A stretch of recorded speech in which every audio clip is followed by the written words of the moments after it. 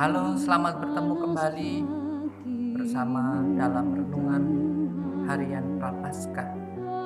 Hari ini Jumat 26 Februari 2021. Kita akan merenungkan tema kita hari ini, mengapa kita berdevosi Ekaristi. Saudara-saudari, Bapak Ibu, anak-anakku yang terkasih, pada hari kemarin kita disegarkan dengan faktor penentu dalam Ekaristi. Pagi hari ini kita akan merenungkan tentang devosi terhadap Ekaristi.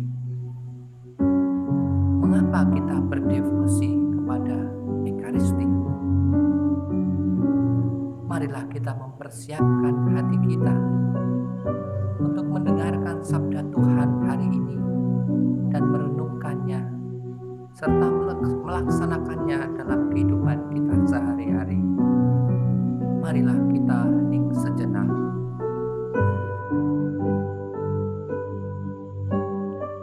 Marilah kita berdoa. Dalam nama Bapa dan Putra dan Roh Kudus. Amin. Bapa yang Maha Kasih, kami bersyukur atas segala karunia-Mu yang boleh kami terima sampai dengan hari ini. Terlebih atas rahmat kesehatan yang Kau berikan kepada kami. Pada hari ini kami akan memperdalam hidup iman kami dengan merenungkan hidup devosi kami atas Ekaristi. Doa ini kami haturkan kepadamu dengan perantaraan Kristus Tuhan kami. Amin. Bacaan dari Injil Matius bab 5 ayat 20 sampai 26. Maka aku berkata kepadamu, jika hidup keagamaanmu tidak lebih benar daripada hidup keagamaan ahli-ahli Taurat dan orang-orang Farisi, sesungguhnya kamu tidak akan masuk ke dalam kerajaan surga. Kamu telah mendengar yang difirmankan kepada nenek moyang kita, jangan membunuh. Siapa yang membunuh harus dihukum. Tetapi aku berkata kepadamu, setiap orang yang marah terhadap saudaranya harus dihukum. Siapa yang berkata kepada saudaranya kafir harus dihadapkan ke mahkamah agama, dan siapa yang berkata jahil harus diserahkan ke dalam neraka yang menyala-nyala. Sebab itu, jika engkau mempersembahkan persembahanmu di atas mezbah, dan engkau teringat akan sesuatu yang ada di dalam hati saudaramu terhadap engkau, tinggalkanlah persembahanmu di depan mezbah itu, dan pergilah berdamai dahulu dengan saudaramu, lalu kembali untuk mempersembahkan persembahanmu itu. Segeralah berdamai dengan lawanmu selama engkau bersama-sama dengan dia di tengah jalan, supaya lawanmu itu jangan menyerahkan engkau kepada hakim, dan hakim itu menyerahkan engkau kepada pembantunya, dan engkau dilemparkan ke dalam penjara. Aku berkata kepadamu, sesungguhnya engkau tidak akan keluar dari sana sebelum engkau membayar hutangmu sampai lunas. Demikianlah sabda Tuhan. Terpujilah Kristus.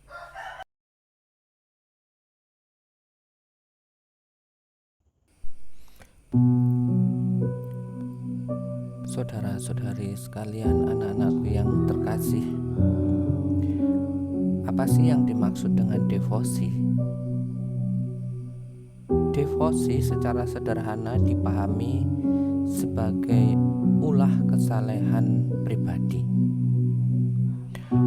Olah kesalehan pribadi, perilaku atau sebuah kegiatan manusia yang kaitannya dengan kesalehan pribadi. Menjadikan pribadi itu orang yang saleh.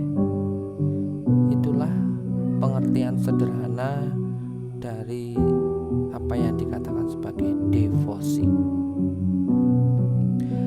Bapak, Ibu, dan saudara-saudari dan anak-anakku yang terkasih, dengan rahmat pembaptisan yang kita terima, orang yang dibaptis mengundang kita dalam hidup untuk mencapai kekudusan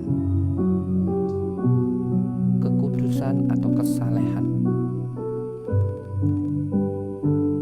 Kita rayakan bersama dalam perayaan Ekaristi. Merayakan Ekaristi berarti kita mengejar sebuah kesalehan, kekudusan. Bagi kita orang beriman, puncak hidup liturgi kita adalah Ekaristi. Ekaristi sebagai puncak dan sumber kehidupan orang beriman. Puncak, ke sana kita menuju. Sumber sakramen yang menghidupkan kita dalam hidup. Bapak, Ibu, dan Saudara sekalian, pada kenyataannya banyak umat tidak bisa mengikuti perayaan Ekaristi, terlebih pada saat pandemi sekarang ini.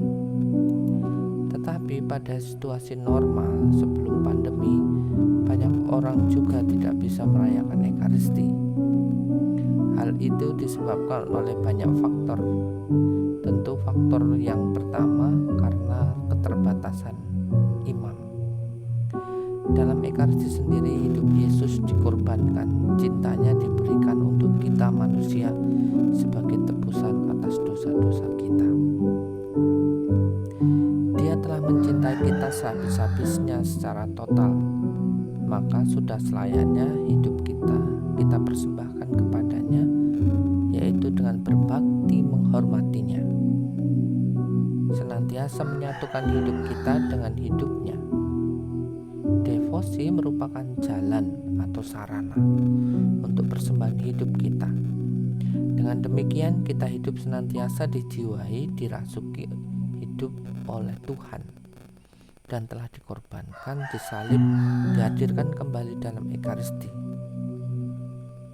Kita hidup solider, itu yang menjadi tema Prapaskah kita.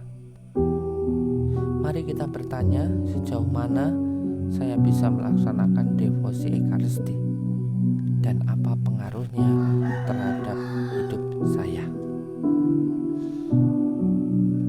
Bapak, Ibu, dan saudara-saudara, anak-anakku sekalian, hari ini kita diingatkan oleh Tuhan dalam bacaan dari Matius 5 ayat 20-26. Jika hidup keagamaanmu tidak lebih benar daripada hidup keagamaan ahli-ahli Taurat dan orang-orang Farisi, sesungguhnya kamu tidak akan masuk dalam kerajaan surga.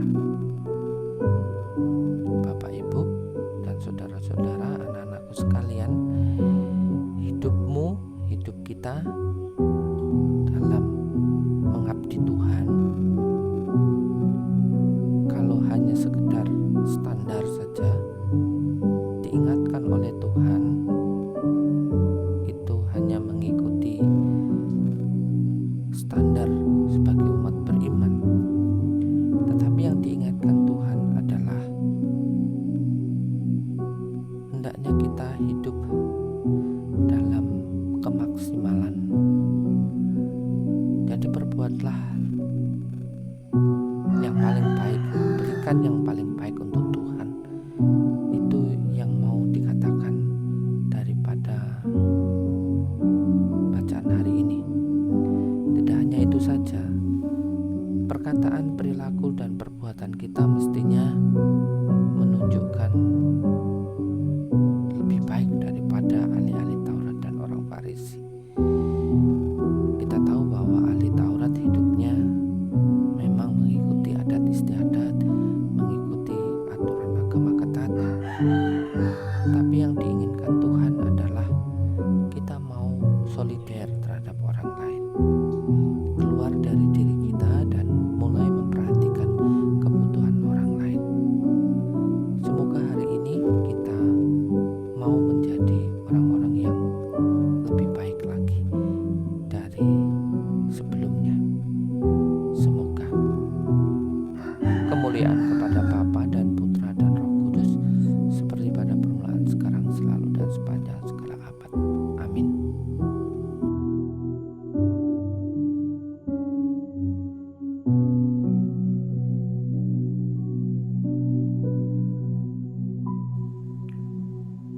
Marilah kita berdoa. Dalam nama Bapa dan Putra dan Roh Kudus. Amin. Ya Bapa yang Maha Baik, kami baru saja merenungkan hidup devosional kami, devosi terhadap sakramen Ekaristi. Semoga dari hari ke hari, hidup kami semakin dijiwai oleh Tuhan. Demi Kristus Tuhan dan pengantara kami. Amin.